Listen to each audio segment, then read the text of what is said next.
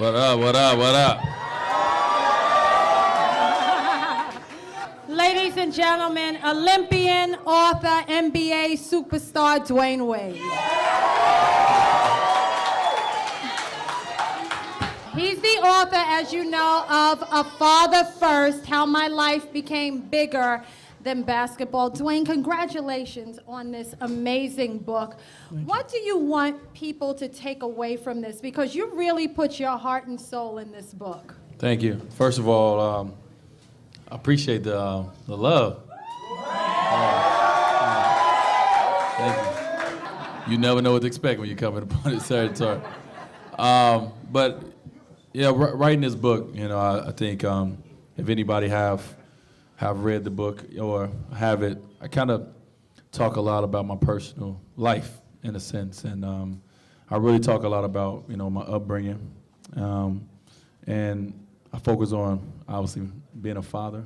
And the reason I decided to do that is because I believe that everything I've been through in life, you know, from when I was a child up until now, that has happened to me for a reason. And you know, I do a lot in my foundation, and I know there's kids out there today, just like Dwyane Wade was when he was 5, 6, 7, 8, 9. And I know there's adults out there that's going through the same thing that I go through now, fighting to be a family or fighting to be in their kids' lives. So for me, it was just using the platform I had to shed light on these different things, and hopefully someone can use my story, someone can use my successes or my downfalls and try to better themselves in a sense. So I decided to write this book because of that reason, and also for my boys.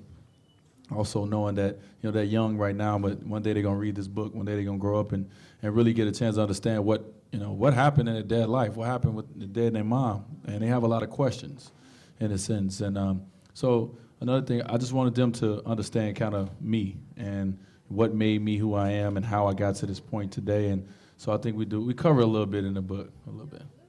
One of the other things you really do, in addition to putting your heart and soul on the line, you seem to be reinventing black fathers. And as you know, black men sometimes get a bad rap for being absentee fathers, for not caring.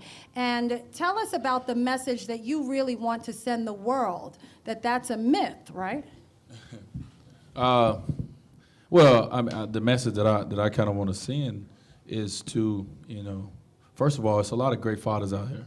Yeah. And, you know, and it's not saying that, you know, we need to get patted on the back for being what we should be, and that's fathers, that's parents. But it's a lot of negativity shedded on, especially in my world, the athletes. You know, it's a lot of negativity focused on fathers and them not being there. And not saying all of it is wrong, but it's not a lot of positive light shined on it. As well. So to me, it was just really shining that light on that, you know, on positive dads, and in a sense. And like I said, it wasn't in no means about, you know, hey, look at me, I'm a father. Like, that's my job. That's what I'm supposed to do. But I just know the world that we live in, there's so much negativity is focused on what you don't do, and I wanted to focus on what we do. And for all the men out there to know that, you know, if you are, you know, unbelievable parent, if you're an unbelievable father, you know, be proud of it and understand it's the greatest gift that God can give you. In terms of, tell us about your boys. How old are they? What are their names? Oh, my oldest son is Zaire. He's 10. So I'm 10.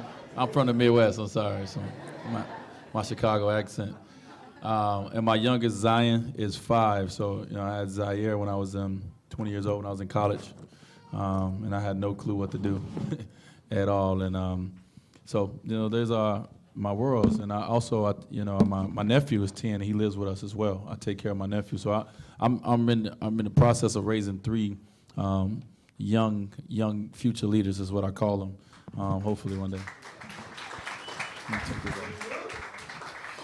And so you're also working, you should all know that he's working with President Obama on a fatherhood initiative. So he's not just taking this in Miami, he's taking this nationwide. So tell us about that. Yeah, it's an honor, you know, to be appointed from the president to this initiative, which is, you know, such a big topic and discussion around the world, to be kind of a person to say, I want you to be the voice and the one who go out and talk to fathers. So it's been cool, getting an opportunity, whether it's on conference calls, whether it's in the conference room and setting, and be able to sit in a room full of fathers and a room full of, men to talk about, kind of, in a sense, listen, we get back in line, let's get back in our place.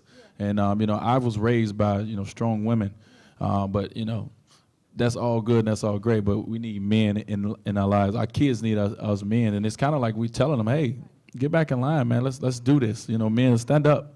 And so it's kind of cool kind of being a part of that and being in a room with all these guys and asking a lot of questions. And I don't feel like I have all the answers. I don't feel like I'm the perfect father, but, I know what my heart is, and I know what my what's important to me, and I just try to make sure that I express that.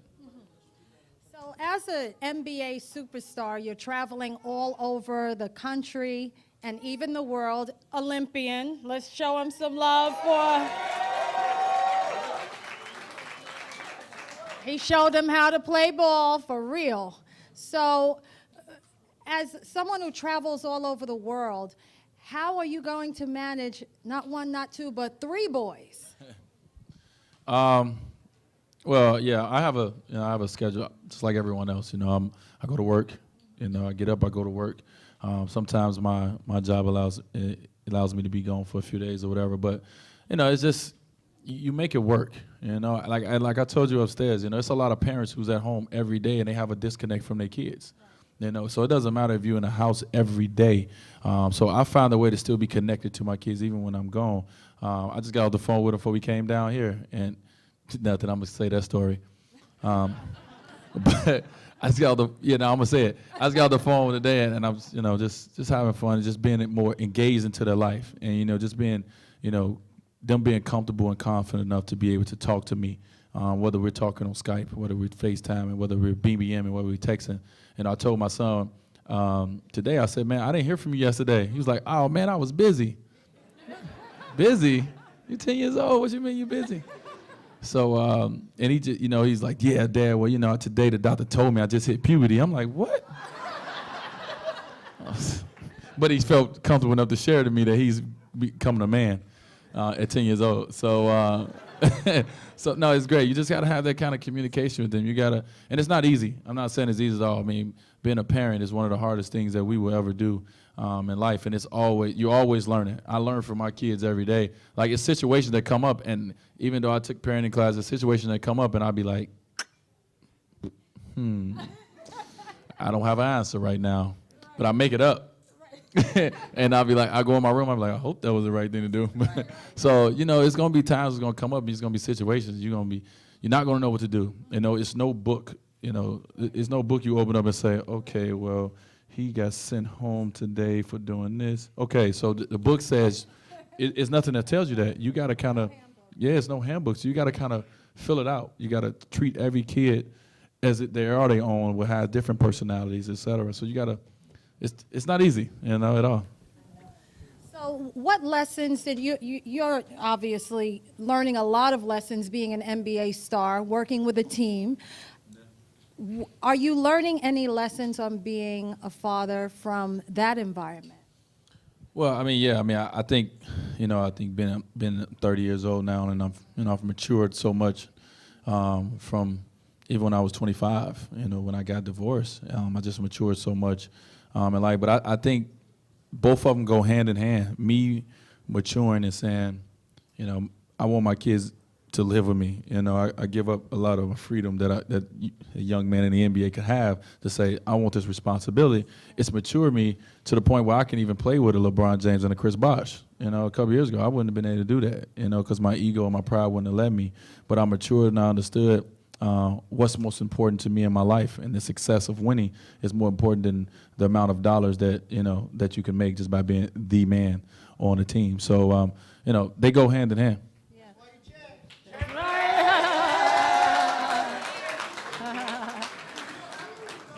Before you know it, your sons are going to be grown. They grow I'm here to tell you, kids grow really. Man. And what do you want them to remember about you? Oh, it's a great question. I think most importantly, in my career, I just want them to know that, you know, I gave everything I had.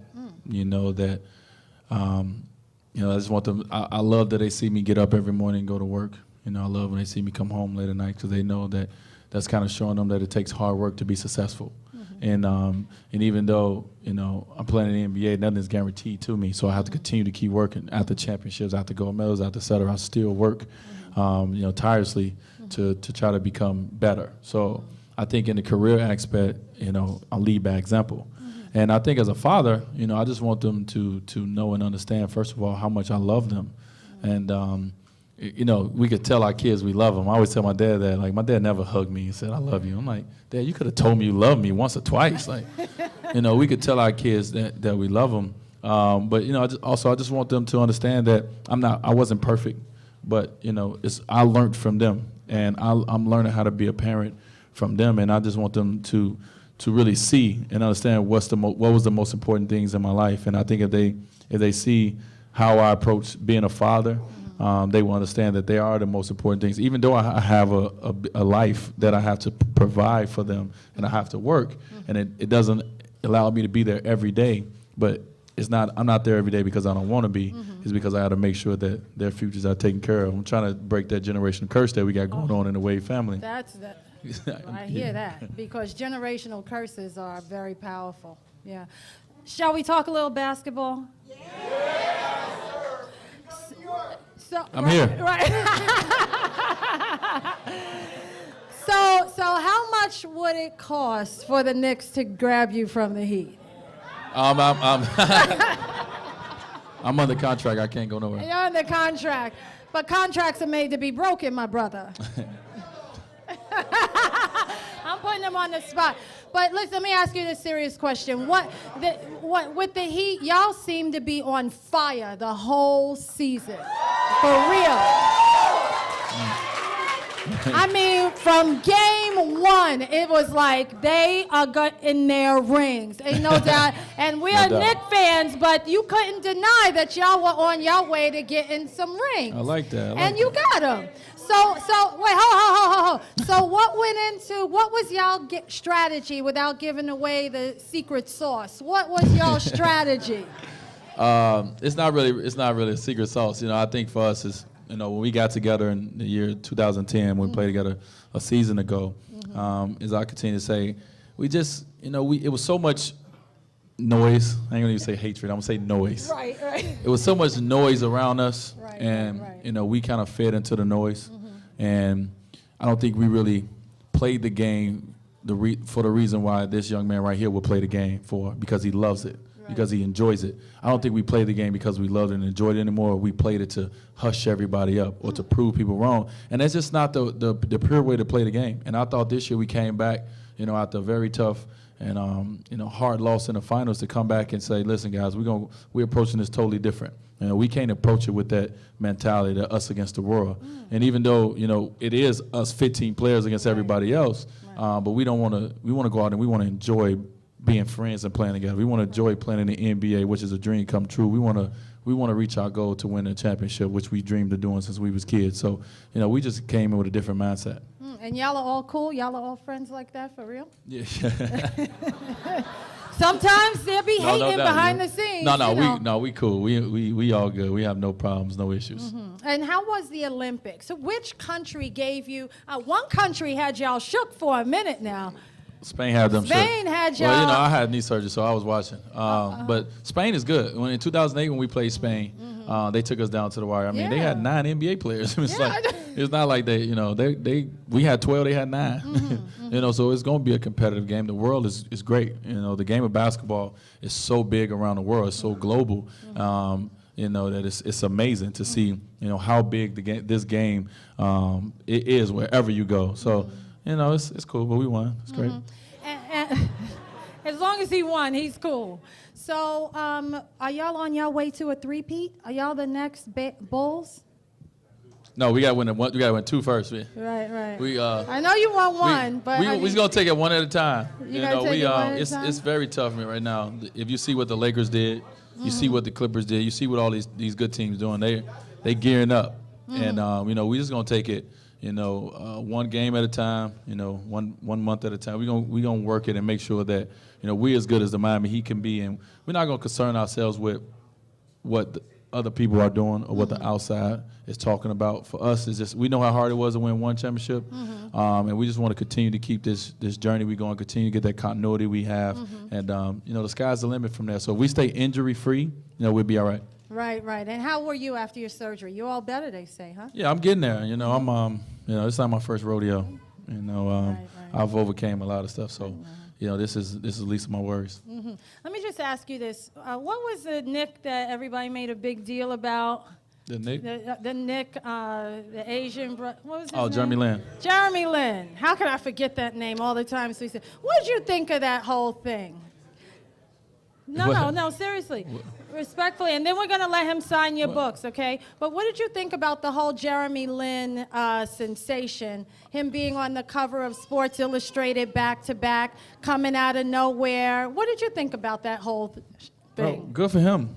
You know, you know, more power to him and his family. I'm sure that, you know, I don't know Jeremy. You know, I only played against him once, but, you know, I love success for anyone who puts the work in. Obviously, he was in the NBA for a reason, right. And his opportunity came. Now, it was the quickest run to celebrity I've ever seen in my life, but good for him. You know, it took a lot of pressure off us All-Star Weekend. We had to do a lot of media because it was the Jeremy Lin show. So appreciate you, Jay. But listen, you're giving me the diplomatic. You're in New York. That's all you're going to get out of me. But wait, you're in New York where we try to keep it real, okay? You said that No, I'm serious. I know you're being a gentleman, you're being diplomatic. But was that a little ridiculous as somebody like yourself who had to work his way up to getting where you are now, and in a flash he got it? No, everyone has Just a question. It's just a question. This is New York. We are in New York. Yeah, our boy in here. This is crazy. Don't throw nothing at me. We are in New York. Right. No, I think everyone has their own path, you know, and I'm sure he had his tough times. I mean, you know the story from him. He was cut from Houston. He was cut from Golden State. Right. He was a day away from being cut from the Knicks because of injury. He was able to stay on the team, and then he became Jeremy Lin, that everyone knows. So everyone has their own journey and their own path, and you know, congratulations to him, you know, for doing it. Yeah, there you go. That's good. That's a real sportsman, class act. Okay, last question, then he's going to sign your books. Again, the book is A Father First by Dwyane Wade. And you fought for the custody of your boys, like you put your heart and soul into it. And what is it you want readers to take away for the long term? In terms of your legacy, and it says how my life became bigger than basketball. So the Dwyane Wade away from basketball, what do you always want to be remembered for? Oh, what I want to be remembered for? You know, I always, I'm very thankful for the talents that God gave me and the position that He put me in. But I always like to say I'm a regular person. You know, I'm just as normal as the next man, and I just want to be remembered for, you know, someone who did everything he could to make the world a better place, whether it was, you know, through my efforts of, you know, giving back, whether it was through, you know, my walk through life of the people that I meet. You know, I just want to make sure that, you know, when I leave this earth that I did something to make it better. And that's, if I do that, then I think I did my job of coming on this earth and leaving some kind of legacy behind. So hopefully I can do that. Well, you've done it. Ladies and gentlemen, Dwyane Wade.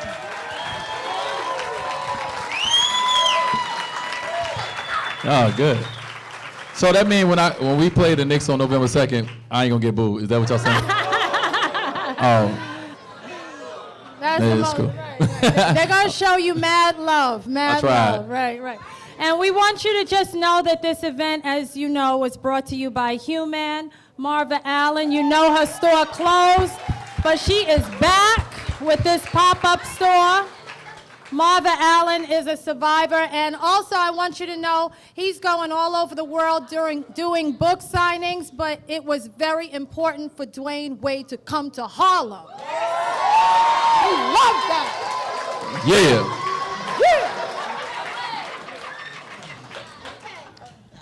Thank you so much. Thank you so much. It's amazing. You know, we are so grateful to all of you. Thank you, Hue-Man. Thank you, Harlem.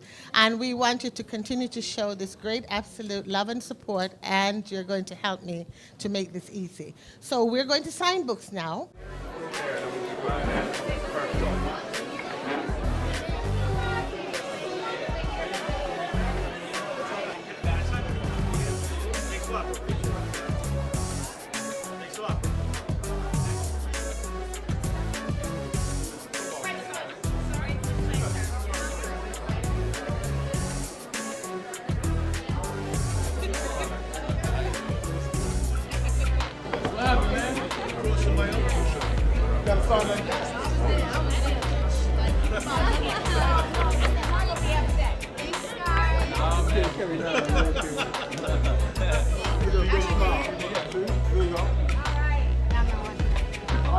Basketball with you? You should have one with you, though. There you go. I don't care about either one of them.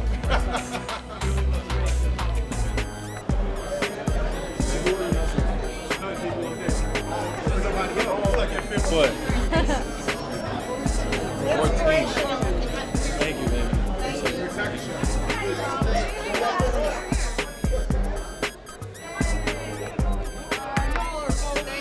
Hello.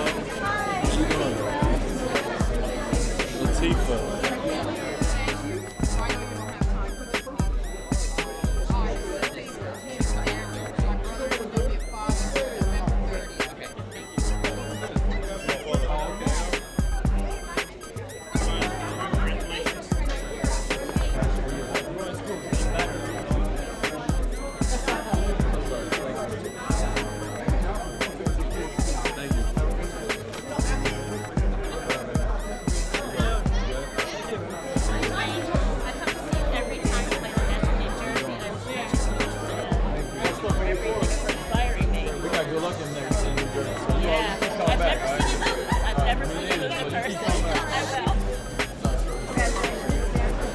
Thank you, baby. Appreciate it. Like your nails. Very nice. Thank